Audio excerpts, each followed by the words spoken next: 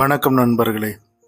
நம்ம இந்தியாவுக்கு ஒரு புதிய கலாச்சாரம் வரணும் அப்படின்னாலே அந்த கலாச்சாரம் முதல்ல மேலை நாடுகளில், மற்ற வளர்ந்த நாடுகளில் அங்கெல்லாம் நடந்து அங்கெல்லாம் முடிஞ்ச பிறகு தான் இங்கே இந்தியாவில் அது ஒரு தொத்து வியாதி மாதிரி அந்த புதிய கலாச்சாரம் வரும்.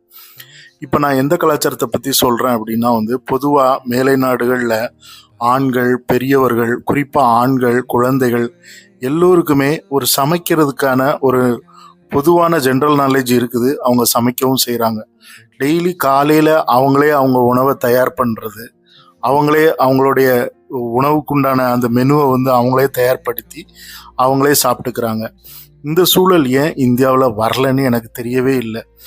ஏன்னா எல்லா இதுலேயுமே முதலிடம் எடுத்துக்கிற நம்மளுடைய ஆண்கள், இந்திய ஆண்கள் இந்த சமையலில் மட்டும் ஏன் அவங்க இன்னும் முன் வரலன்னு எனக்கு தெரியல.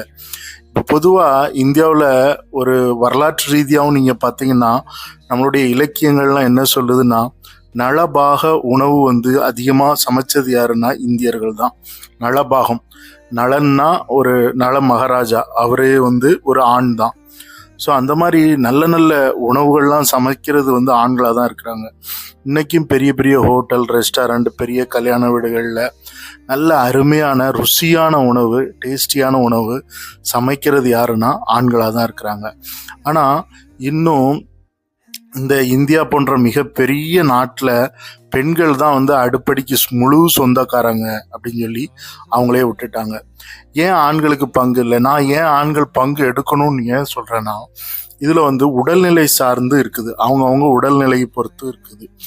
அவங்கவுங்க உடலுக்கு என்ன தேவை, எனக்கு இந்த உணவு பிடிக்கும், இந்த ஃபுட்டு பிடிக்கும், எனக்கு இந்த ஆயில் பிடிக்காது, எனக்கு சால்ட்டு அதிகமாக போடாத, ஸோ எனக்கு காரம் அதிகமாக வேண்டாம்.